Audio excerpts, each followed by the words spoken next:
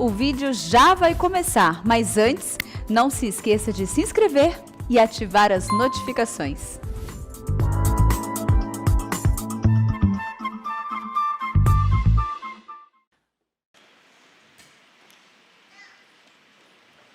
Meus amados, nós vamos abrir a palavra de Deus então, na carta de Paulo aos Efésios, capítulo 1. Carta de Paulo aos Efésios, capítulo 1. E nós leremos os versos 13 e 14. Efésios, capítulo 1, versos 13 e 14. Paulo diz assim: em quem também vós, depois que ouvistes a palavra da verdade, o evangelho da vossa salvação, tendo nele também crido, fostes selados com o Santo Espírito da promessa, o qual é o penhor da nossa herança, até ao resgate da sua propriedade em louvor da sua glória. Agora capítulo 3, por favor, versos 16 e 17. Para que, segundo a riqueza da sua glória, vos conceda que sejais fortalecidos com poder, mediante o seu Espírito no homem interior, e assim habite Cristo no vosso coração pela fé, estando vós arraigados e alicerçados em amor. Agora capítulo 4, verso 30. E não vos entristeçais, e não entristeçais o Espírito de Deus, no qual fostes selados para o dia da redenção. E finalmente, capítulo 5, versos 18 a 21.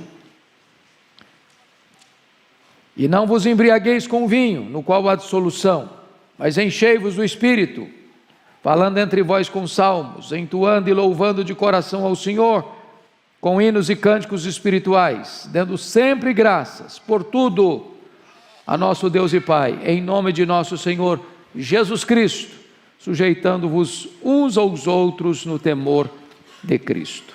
Amém. Bom, eu quero conversar com vocês hoje então sobre a obra do Espírito Santo. E Paulo escreveu esta carta, que nós lemos esses textos, da sua primeira prisão em Roma. A cidade de Éfeso foi o campo missionário de Paulo na sua terceira viagem missionária. Ele ficou lá 3 anos. Éfeso era uma cidade estratégica no mundo da época. Era a capital de uma das mais importantes províncias do Império Romano, a província da Ásia Menor.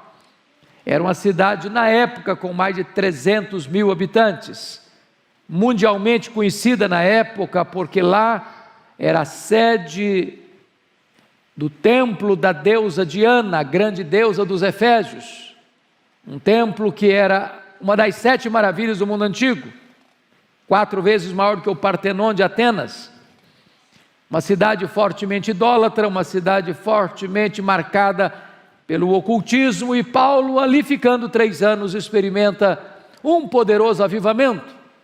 A idolatria recua, a feitiçaria entra em colapso, a palavra de Deus prevalece, e Paulo planta uma igreja estratégica que influencia toda a micro-região, plantando igrejas também em Esmirna, em Pérgamo, em Tiatira, em Sardes, em Filadélfia, em Laodiceia, em Colossos, em Hierápolis, de tal maneira que em 3 anos o evangelho irradiou em toda aquela região. A igreja de Éfeso vem a se tornar talvez a igreja mais estratégica do Novo Testamento, superando inclusive Jerusalém e Antioquia da Síria. Agora Paulo, na sua primeira prisão em Roma, nos idos de 61, 62, escreve esta carta. Esta carta é considerada a rainha das epístolas de Paulo. Esta carta é a carta mais eclesiológica escrita por Paulo. Trata da doutrina da igreja, quase que irmã gêmea de Colossenses. Se Efésios fala da igreja, Colossenses fala da proeminência de Cristo. Se Efésios trata do corpo, Colossenses trata do cabeça da igreja. E nesta carta, maiormente no capítulo 1, Paulo vai mostrar de maneira eloquente para nós como o Pai planejou a nossa salvação na eternidade, como o Filho concretizou a nossa salvação, morrendo por nós, comprando-nos, remindo-nos e nos fazendo filhos de Deus por adoção, e como o Espírito Santo aplicou esta obra da redenção em nós. Aqui no texto lido, no capítulo 1, versos 13 e 14, Paulo vai usar duas metáforas para tratar da obra do Espírito Santo. A primeira delas, confira comigo, está no versículo 13, quando ele diz que depois que ouvistes a palavra da verdade, que é o Evangelho da vossa salvação, tendo nele também crido, fostes selados com o Espírito Santo da promessa. Notem que não há obra do Espírito Santo sem primeiro ter a obra de Cristo na nossa vida. Primeiro você escuta o Evangelho, depois você crê no Evangelho, depois você é selado com o Espírito Santo. Agora eu queria primeiramente pensar com você sobre esta metáfora do selo, porque ainda hoje é um símbolo conhecido no mundo contemporâneo. O selo fala para nós de três verdades. Primeiro, selo fala de propriedade. Éfeso era uma cidade portuária. Naquela época, no primeiro século, havia um intenso comércio de madeira. Os empresários, comerciantes iam até Éfeso, compravam a madeira, marcavam a madeira, as toras com a sua sigla, com o seu emblema, com o seu brasão, com as suas iniciais, e depois mandavam os seus emissários pegar essa madeira e transportá-la. O selo do proprietário dava garantia que aquele que iria buscar madeira podia ter segurança de que a levaria, porque ela tinha o selo do seu dono. Até hoje, na região brasileira, sobretudo na nossa cultura agropecuária, a cultura pecuária, os fazendeiros fazem isso até hoje. Compram suas reses e marcam o seu rebanho com ferro em brasa, com as iniciais do fazendeiro. Aquela vaca, aquele boi, está naquele campo distante, naquele pasto distante, mas lá tem o dono, a marca dele, é propriedade dele. Ninguém pode pegar, ninguém pode confiscar, ninguém pode tomar. É propriedade exclusiva do dono. Quer dizer para você que quando você creu em Jesus, o Espírito Santo foi dado a você como um selo. Você tem dono, você é propriedade exclusiva de Deus. Essa é a primeira verdade que esse texto nos ensina. Mas o selo fala de uma segunda coisa. O selo fala de legitimidade. E hoje nós usamos isso. Você vai no supermercado, você vai encontrar alguns produtos com selo de qualidade. Significa que aquele produto não foi adulterado, que aquele produto não foi misturado, que você pode confiar naquela marca, que você pode confiar naquele produto. O selo que aquele produto traz revela para você que aquilo que foi feito ali, que está sendo vendido ali, é digno da sua confiança. Quando a Bíblia fala que você foi selado com o Espírito Santo, significa que a obra que foi operada em você é legítima, é divina, é celestial, não é híbrida, não é humana, não tem nada de mistura nessa obra. Você é uma obra exclusiva de Deus. O Espírito Santo agiu legitimamente em você, transformando você e fazendo de você uma pessoa que é propriedade exclusiva de Deus. A terceira coisa que o selo fala, primeiro é propriedade, segundo é legitimidade, terceiro é inviolabilidade. Até hoje, quando você pega uma carta e sela uma carta ao destinatário, é crime você romper o lacre. Só o destinatário pode fazê-lo. Com respeito à nossa salvação, o que o texto está querendo dizer é o seguinte: você foi salvo ao crer em Jesus, e o Espírito Santo foi dado a você como selo para provar uma coisa: essa salvação está garantida. Aquele que começou a boa obra em você vai completá-la até o dia de Cristo Jesus. Ninguém pode romper esse lacre. Jesus Cristo chegou a dizer o seguinte: as minhas ovelhas ouvem a minha voz e me seguem. Eu dou a elas a vida eterna, e ninguém as arrebatará das minhas mãos. A sua salvação está garantida porque você recebeu o selo de Deus, o lacre de Deus, a marca de Deus, e ninguém pode romper esse selo. Você está seguro nas mãos daquele que morreu por você, que ressuscitou para a sua justificação. Mas agora vamos ao segundo símbolo do versículo 14. E ele diz: o Espírito Santo é o penhor da nossa herança, até o resgate da sua propriedade, em louvor da sua glória.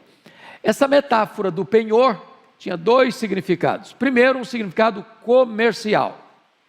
Essa palavra, no grego, significava: você ia comprar um produto, e um objeto, ou uma propriedade, e você pagava a mensalidade de entrada. Esse é o penhor, com a garantia de que você vai concluir o pagamento e tomar posse definitiva do bem que você comprou.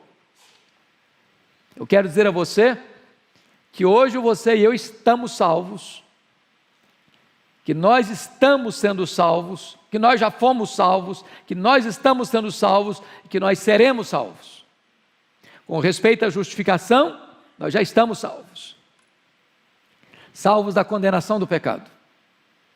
Com respeito à santificação, nós estamos sendo salvos do poder do pecado. Mas com respeito à glorificação, nós seremos salvos da presença do pecado. De tal maneira que o selo, o penhor, melhor dizendo, foi dado a você como uma garantia divina de que Deus vai completar essa obra até o resgate da sua propriedade. Quando será esse resgate da propriedade? Quando Jesus voltar. Se nós estivermos vivos, seremos transformados. Se nós já tivermos partido, a nossa alma glorificada volta com Jesus, e antes dos vivos serem transformados, os mortos ressuscitarão, com corpos imortais, incorruptíveis, poderosos, gloriosos, celestiais, semelhante ao corpo da glória do Senhor Jesus Cristo. Então, o que o texto está querendo dizer é que você tem garantia de que essa propriedade de Deus vai ser resgatada para a glorificação. Mas há uma segunda imagem aqui na palavra penhor. Primeiro é a linguagem comercial. Segundo é uma linguagem relacional. Porque esta palavra penhor era a palavra usada para o anel de noivado. É bem verdade que nós humanos firmamos uma aliança com alguém, nos arrependemos da aliança feita, rompemos a aliança feita e desfazemos o noivado. Porém, esse noivado não está se referindo ao noivado de um homem com uma mulher, de uns simples seres humanos, passível de equívoco e de erro. Mas está falando do noivado de Jesus Cristo, o Rei da Glória, aquele que é Deus, e não pode mentir, e não pode falhar. O noivado que ele fez com a sua igreja, com a sua noiva. E no momento em que você crê no Senhor Jesus, você é feito noiva de Cristo. E então você recebe o Espírito Santo como esse anel de noivado. Dizer o seguinte: olha, este relacionamento que eu comecei com você vai ser consumado nas bodas do Cordeiro. Quando então haverá o grande casamento entre Cristo e a sua igreja na glória, na grande festa que nunca mais vai terminar. Então o Espírito Santo foi dado a você como anel de noivado, que esse casamento garantido por Ele vai ser consumado na sua gloriosa segunda vinda. Essa é a ideia aqui da obra do Espírito Santo. Vamos ao segundo texto? Confira aí comigo, capítulo 3, versos 16 e 17.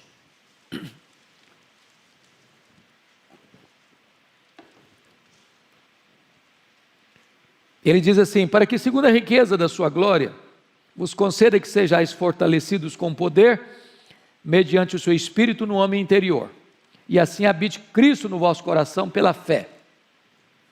Agora Paulo está orando e falando deste revestimento de poder. Ou seja, quem dá poder é o Espírito Santo, quem recebe o poder somos nós. Esse poder é dado lá no homem interior, é aqui dentro de você. A grande pergunta é: como é que você pode saber que você recebeu este poder do Espírito Santo em seu homem interior pela fé? Qual a evidência? Qual a prova? É sugestionamento? É apenas uma apreensão intelectual? Ou você pode ter evidências disso? Como é que esse poder se manifesta? Em coisas espetaculosas, místicas, arrebatadoras? Não. O texto está explicando. Você é revestido de poder quando Cristo habita no seu coração pela fé. Mas o segredo para entender isso está na palavra habitar. Na língua grega havia duas palavras distintas para o verbo habitar. Existia o verbo katoikel e o verbo paroikel. O verbo katoikel era habitar de um turista. Uma habitação apenas passageira e temporária. Por exemplo, você vai fazer uma viagem, e aí você se hospeda num hotel, ou numa pousada, ou numa pensão. Você vai ficar ali por alguns dias, você vai pagar aquela diária, desfrutar daquele quarto, ou daquele apartamento, ou daquela casa, porém você não é o dono daquela casa. Você não vai morar permanentemente naquela casa. Você vai embora daquela casa. Você não pode fazer reformas naquela casa. Você não pode dispensar os móveis daquele quarto, daquele apartamento. Você mora katoikel. Você está de passagem. Você não vai ficar ali. O verbo que aparece aqui não é katoikel. O verbo que aparece aqui é paroikel. É o habitante permanente. É o residente permanente, é o dono da casa.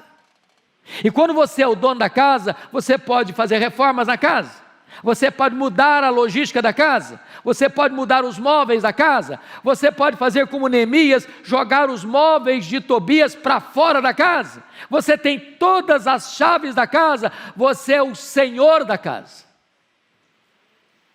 Como é que você sabe que você tem o poder do Espírito Santo? É se Jesus tem todas as chaves da sua casa, do seu coração, da sua vida. Porque às vezes, irmãos, nós reservamos alguns quartos do nosso coração, dizendo: Senhor, o Senhor manda aqui, o Senhor manda ali, o Senhor manda acolá, mas nessa área aqui, Senhor, eu vou manter a chave comigo.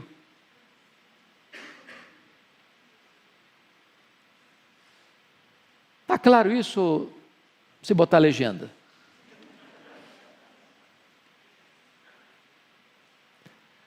O Espírito Santo está dominando a sua vida, revestindo você de poder, quando você entregar todas as chaves para Jesus. Senhor, o Senhor manda aqui, o Senhor controla aqui, o Senhor pode jogar algumas coisas fora da minha vida.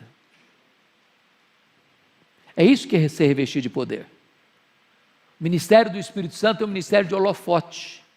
Ele aponta para Jesus, ele glorifica Jesus, e uma vida cheia do Espírito Santo é uma vida cristocêntrica, onde Jesus tem todas as chaves do seu coração. Vamos ao terceiro texto, capítulo 4, verso 30. E não entristeçais o Espírito de Deus, no qual fostes selados para o dia da redenção. E já está repetindo novamente a ideia do selo. E esta ideia aqui, irmãos, é que o Espírito Santo não é uma energia, que o Espírito Santo não é impessoal. O Espírito Santo é a terceira pessoa da Trindade. Ele tem razão, ele tem emoção, ele tem vontade, ele fala, ele sente, ele age, ele reage. O contexto todo aqui é um chamado à santidade. O que o texto está dizendo é que sempre que eu e você resistimos a este estilo de vida de santidade, o Espírito Santo que está dentro de nós, o Espírito Santo que nos selou, o Espírito Santo que é Senhor, o Espírito Santo que nos dá poder, esse Espírito se entristece. Agora deixa eu dizer uma coisa, se você é crente mesmo, você ainda peca, certo? Ainda peca. Nós não fomos glorificados ainda. Agora, eu faço uma perguntinha para você. O que é que você sente quando você comete um pecado contra Deus? Na hora. Tristeza. Vergonha. Constrangimento. Não é assim, irmãos? A pergunta é: por que você fica triste? É porque quem está dentro de você está triste. Às vezes nós temos preocupação de entristecer fulano, de entristecer Beltrano, de entristecer Ciclano, mas muitas vezes nós não temos a preocupação de entristecermos a pessoa mais importante, que é o próprio Deus, que habita em nós. A Bíblia nos diz que o nosso corpo é o templo do Espírito Santo. E esta ideia de templo é uma ideia muito forte na nossa cabeça, não é verdade? Nós estamos aqui num templo. O material que foi feito isso aqui é o mesmo da sua casa. Tem pedra no fundamento, tem tijolo na parede, tem madeira no assoalho, tem cobertura e pintura, porém nós chamamos esse espaço aqui de templo. Esse lugar aqui foi reservado para culto, para adoração.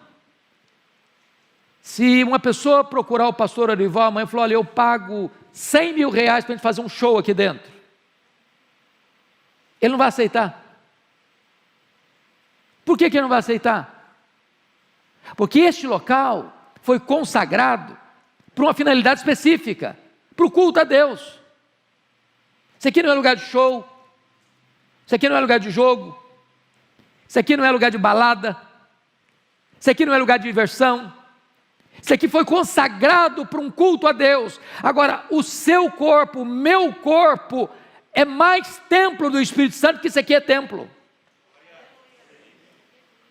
Porque quando a Bíblia diz que nós somos o templo do Espírito Santo, a palavra templo lá nem é templo, a palavra lá no grego é o santo dos santos. Você que conhece a estrutura do templo de Jerusalém, você sabia disso? O santo dos santos era o lugar mais sagrado, era o espaço mais sagrado, onde estava a arca da aliança e onde o sumo sacerdote só entrava uma vez por ano, e onde a Shekinah de Deus, a glória de Deus se manifestava.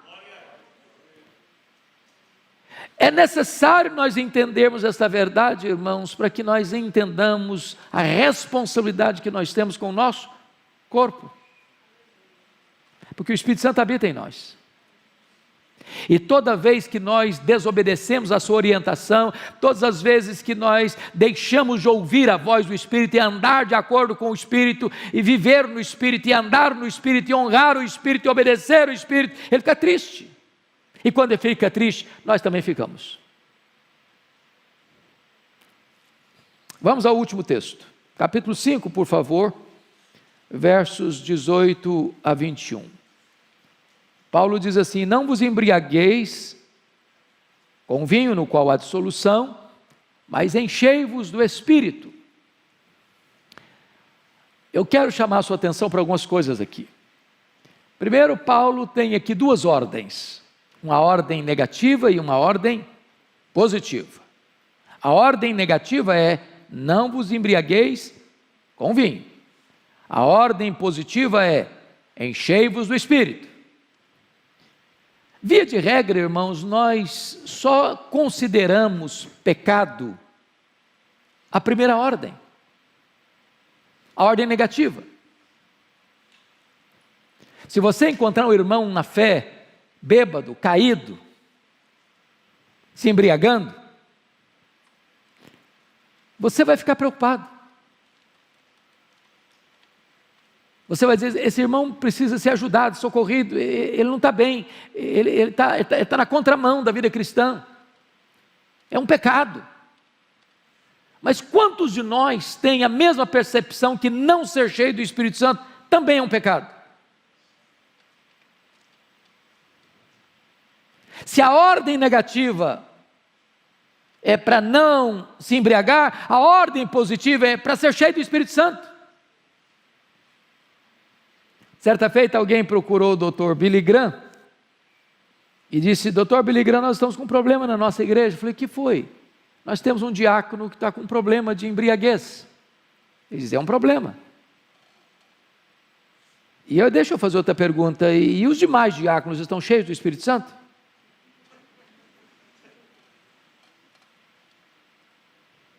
Porque nós só olhamos um lado. E se vocês perceberam, nessas duas ordens, há aqui uma comparação superficial.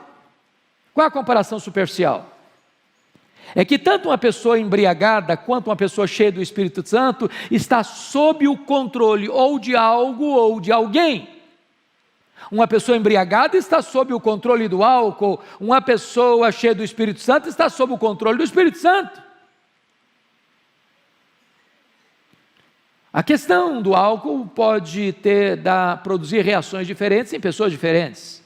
Há pessoas que ficam extremamente passivas, outras ficam extremamente agressivas. Umas se calam, outras falam muito. Umas se tornam um cordeirinho e outras se tornam um leão. Mas ambas as situações, não importa, ela está agindo assim porque ela está sob o controle de algo chamado vinho, álcool. Agora, quando uma pessoa está controlada pelo Espírito, ela é ousada, ela é audaciosa, ela é corajosa, ela não teme açoites, ela não teme prisões, ela não teme a morte, ela diz, antes importa obedecer a Deus do que aos homens.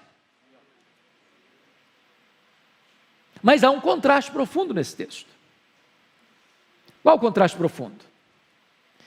É que Paulo diz que não vos embriagueis com vinho no qual o quê? Há dissolução. E essa palavra significa vergonha, opróbrio, derrota, fracasso. Mas qual é o resultado de uma pessoa cheia do Espírito Santo? Os versos 19 a 21 vão nos mostrar 4 evidências. Se não, vejamos. Primeira evidência. Olha aí comigo no versículo 19, falando entre vós com salmos. Grife a expressão entre vós. Entre vós está falando de um relacionamento horizontal.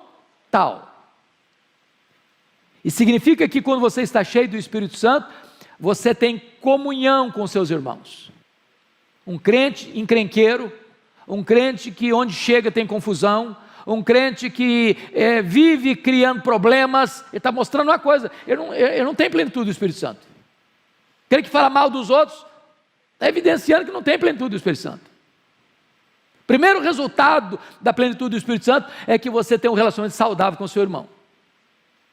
Segundo resultado, está aí no versículo 19, a parte B, está escrito assim, entoando e louvando de coração ao Senhor. Agora grifa a expressão ao Senhor.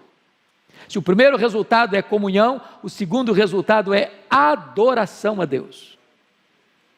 Qual o terceiro resultado da vida cheia do Espírito Santo? Está aí no versículo 20. Dando sempre graças por tudo a nosso Deus e Pai, em nome de nosso Senhor Jesus Cristo. Então o terceiro resultado é gratidão. Você vê um crente murmurando? Nada está bom para ele. Ele reclama da casa que tem, ele reclama da cama que dorme, ele reclama da roupa que veste, ele reclama da comida que tem na mesa, ele reclama da igreja que tem, do pastor que tem, da vida que ele tem, tudo está mal para ele. Ele está mostrando uma coisa, ele não está cheio do Espírito Santo. Quarta evidência, uma pessoa cheia do Espírito Santo, olha o versículo 21, sujeitando-vos uns aos outros no temor de Cristo. Você vê um crente todo empavonado, peito estufado, nariz empinado, ele acha que ele é o dono do mundo, ele acha que todo mundo tem que viver em função dele. Ele está mostrando uma coisa, não está cheio do Espírito Santo. Uma pessoa cheia do Espírito Santo está disposta a se submeter e a servir ao seu próximo. Mas eu quero concluir chamando a sua atenção para esse verbo, enchei-vos, porque tem 4 verdades aqui nesse verbo. Primeira delas, esse verbo está no plural. Significa que a plenitude do Espírito Santo não é para uma espécie de liderança ou elite espiritual, uma espécie de aristocracia espiritual. A plenitude do Espírito Santo é o projeto de Deus para você, e para mim, e para nós, e para todos. Segundo, esse verbo está não só no plural, mas está no modo imperativo. Não é uma sugestão, não é um pedido, não é uma recomendação, é uma ordem. Em outras palavras, não ser cheio do Espírito Santo é um pecado de desobediência. É uma ordem expressa. Enchei-vos do Espírito.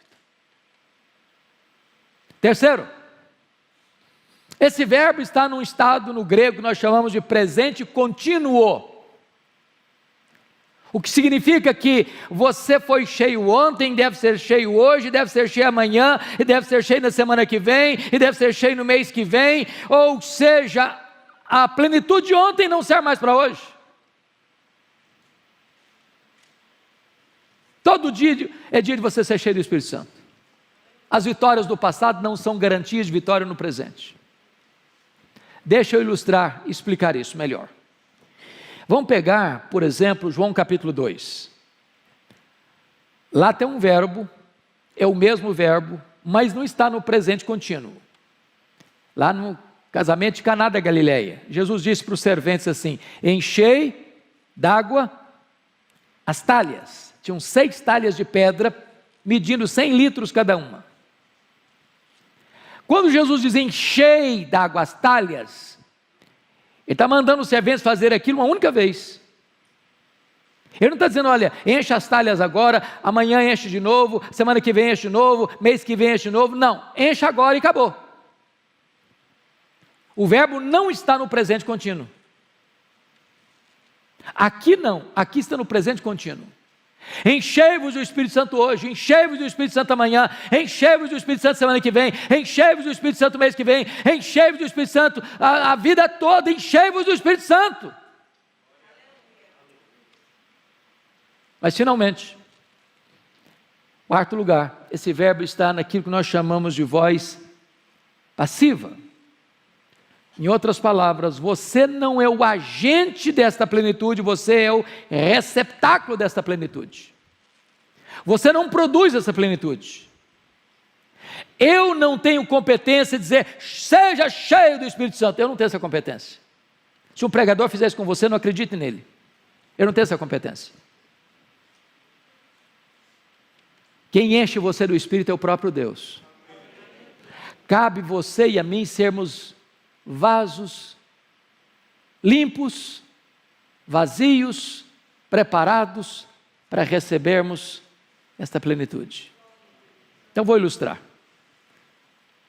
2 Reis capítulo 4 relata a experiência daquela viúva, do aluno de Eliseu, da escola de profetas do Eliseu, e ela vai a Eliseu e diz, olha, meu marido morreu, ele era teu servo, era um homem piedoso, e estamos pobres, os credores estão à nossa porta, e viemos aqui. O profeta Eliseu pergunta assim para ela, o que você tem na sua casa? Ela respondeu, não tem nada, exceto uma botija de azeite. Então preste atenção, nunca diga que você não tem nada, se você tem uma botija de azeite. É com essa pequena porção que Deus começa a fazer um grande milagre na sua vida. O que você tem na sua mão? Tem um cajado, pois com esse cajado o Egito vai se dobrar. O que você tem na sua mão? Eu tenho uma funda, com essa funda o gigante vai cair. O que você tem na sua mão? Eu tenho 5 pães e 2 peixinhos. Pois é, com esses 5 pães e 2 peixinhos, a multidão vai ser alimentada. O que você tem na sua mão? E o profeta Eliseu disse para ela assim, vai às suas vizinhas, pede vasilhas, muitas vasilhas vazias, muitas. Entra para o quarto com seus filhos, fecha a porta. Pegue a botija de azeite e despeja na vasilha vazia. Quando a vasilha ficar cheia, passe a vasilha para trás. Pega outra vasilha. Por que passar para trás? A vasilha cheia. Para você não ficar admirado, puxa, que milagre. Gente, olha, ficou cheia. Olha, ficou cheia. Oh, ficou cheia. E de repente você só começa a celebrar a vitória do hoje. E Deus está querendo fazer muito mais pela frente, meu filho. Se a medida de hoje tem mais vasilha para ser enchida, tem mais experiências a serem experimentadas, tem mais vitórias pela frente a ser colhidas. Passa essa para trás, pega outra, pega outra, pega outra, pega outra, pega outra. Enquanto tiver vasilha vazia, tem azeite jorrando. Deus tem mais para você, Deus tem mais para mim, Deus tem mais para nós. Enchei-vos do Espírito. Que Deus nos ajude, irmãos, a entendermos e a vivenciarmos e a experimentarmos essas riquezas insondáveis que Deus tem para você e para mim. Vamos ficar em pé, pastor Ival vai orar por nós.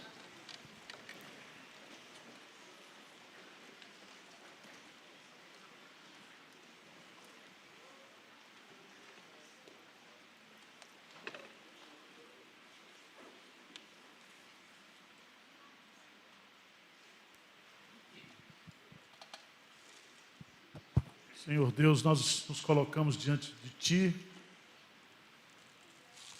como vasilhas vazias. Se há soberba, se há vaidade, se há orgulho, se há pecado, esvazia-nos agora, Senhor. Limpa o nosso coração, limpa a nossa mente, e que o Espírito Santo seja derramado de forma transbordante aqui nesta noite. Vem, ó Espírito Santo, e sopra sobre nós. Vem, ó Espírito Santo, e encha-nos com o Teu poder, com a Tua graça, com a Tua força, com o Teu consolo. Encha-nos de Cristo, do amor de Cristo, da humildade de Cristo, da sabedoria de Cristo. Que Cristo seja visto em nós. Pai, que privilégio imenso. O Senhor não somente anda entre nós, mas o Senhor está dentro de nós. Louvado e glorificado seja o Teu nome. Que essa mensagem possa impactar a minha vida, a vida de cada um que está aqui, a vida das pessoas que estão nos assistindo. E que esse relacionamento pessoal com essa pessoa grandiosa do Espírito Santo possa ser crescente, possa ser absorvente. E que Jesus Cristo seja o dono de tudo na nossa vida. Que Cristo habite em nós nessa noite, de forma definitiva. Que nós entreguemos a Ele todas as chaves, todos os compartimentos, até os porões da nossa alma possam ser cheias pelo poder do Espírito Santo. Aviva-nos, revitaliza-nos, consola-nos. Nós te pedimos humildemente, em nome de Jesus. Amém, Senhor.